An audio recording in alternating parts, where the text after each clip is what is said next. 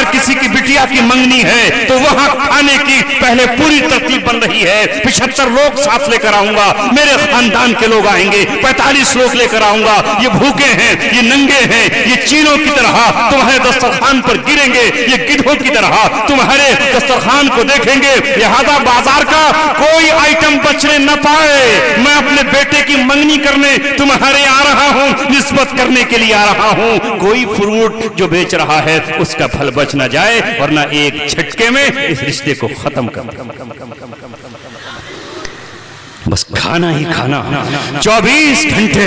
اللہ تبارک و تعالی ہماری حفاظت فرمائے۔ اور اس کے بعد پھر جب شادی کا دن رکھا جائے گا تو کچھ نہیں چاہیے، ہمیں بالکل کچھ نہیں چاہیے، بس ہمارے ساتھ جو بارات آئے گی ذرا اس کا خیال کر لینا، تھوڑا سا پیپسی منگا لینا، تھوڑا سا لمکا منگا لینا، اور ذرا سا کوک بھی منگا لینا، کافی بھی ہونی چاہیے، سافٹی بھی ہونی چاہیے، اور ذرا اس قسم کی یہ چیز کر دینا۔ اگر یہ دولت تجھے دی اللہ تبارک و تعالی نے تو تیرا تو پیٹ بھرا ہوا ہونا چاہیے تھا، تیرے تو فریج میں رکھی ہے نعمتیں۔ اگر یہ کوئی غریب تقاضا کرتا تو سمجھ میں آتا تھا، کوئی کمزور تقاضا کرتا سمجھ میں آتا تھا، کوئی مزدور تقاضا کرتا سمجھ میں آتا تھا، اگر کوئی فقیر تقاضا کرتا تو سمجھ میں آتا تھا، مگر یہ مالدار، تیری غیرت کہاں گئی، تیری حرص کہاں گئی، تو کہاں پر جا رہا ہے؟ اور اس کے باوجود بھی اگر منہ مانگی مراد نہیں ملی، بیٹی نہیں، اس نے بیٹی پال کر دے دی، اس نے جمع کر کے دے دی، اس نے قرآن پڑھا کر دے دی، اس نے عزت کے ساتھ ودا کر دی، اور جو گھر پر آئی ہے تو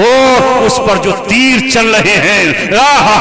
تیر کا عالم یہ ہے کہ 80 سال کی بوڑھی صاحب وہ تیر برسا رہی ہے، اس کی دوسری نندیں وہ تیر برسا رہی ہیں، وہ پھپھیاں آئی ہیں بیٹے کی وہ الگ سے تیر برسا رہی ہیں، کپڑے پھینکے جا رہے ہیں، یہ ہمیں چتھڑے اٹھا کر کے دے دیے ہیں، جوتیاں پھینکی جا رہی ہیں۔ یہ بیٹی آئی تھی اپنے خواب سجا کر، یہ آئی تھی آرزوؤں کے چراغ روشن کر کے، میں ایک شوہر کے پاس جا رہی ہوں جہاں جوانی کی امیدیں مجھے پوری کرنی ہے، پوری زندگی اس کے ساتھ گزارنی ہے۔ نکاح کے گواہ جو وکیل گئے تھے تو یہ کہہ کر آئے تھے کہ تم نکاح کی اجازت دیتی ہو، اس نے کن آرزوؤں اور امیدوں کے ساتھ اس دن سے وہ امیدوں کے چراغ روشن کی ہوئے تھی جس دن سے اس کی منگنی ہوئی تھی، لیکن آج وہ یہاں آئی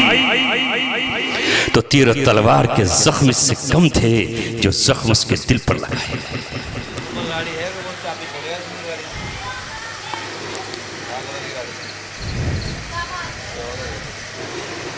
کسی نے مجبور ہو کر خودکشی کر لی اور اس نے اپنے آپ کو جلا ڈالا۔ نتیجہ کیا نکلا؟ یہ بچی تو اپنی جان سے گئی، اور اس بچی کے گھر والے اگر طاقتور تھے، کسی چودھری صاحب ایم ایل اے صاحب کے رائٹ ہینڈ تھے تو انہوں نے جا کر تھانے میں رپورٹ درج کرا دی کہ جہیز مانگا، اس کی بہنوں نے، اس کی پھپھیوں نے، اس کی ماں نے، چچی نے، فلاں نے،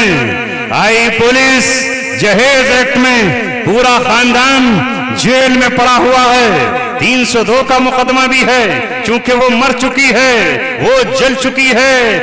میں ایسے نہ جانے کتنے لوگوں کو جانتا ہوں جن کے پورے گھر جیل میں اس طرح سڑ رہے ہیں۔ یہ نتیجہ ہے اس دولت کی حرص کا، یہ نتیجہ ہے سنتوں کے توڑنے کا، یہ نتیجہ ہے دیندار بیٹوں اور بچوں کو نہ دیکھنے کا۔ تمہارے نبی نے کیا کہا؟ اس نے تو یہ کہا اگر جوتے کا تسمہ ٹوٹ جائے تو اللہ تبارک و تعالیٰ سے مانگو، اگر نمک کی ڈیلی ختم ہو جائے تو اللہ سے مانگو۔ ایک صحابی سے انہوں نے کہا کہ جو کچھ تجھے مانگنا ہے وہ اللہ سے مانگ، رب دو جہاں کی قسم۔ یہ صحابہ تھے